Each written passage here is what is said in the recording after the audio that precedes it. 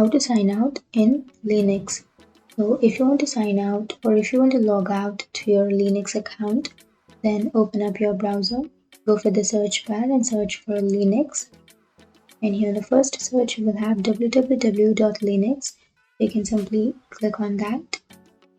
And here if you want to log out of your account, then you need to first log into your account.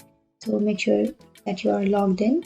And after logging in, what you can do is simply click on this upper right side, which has your username or which has your profile icon. Simply click on that, and here you will have your account information, right? So if you want to log out of your account, then here on the last option, you will have log out. So you can simply click on that log out. And that's it. That's how you log out of your account on your Linux. And if you have any questions, feel free to comment below. Thanks for watching.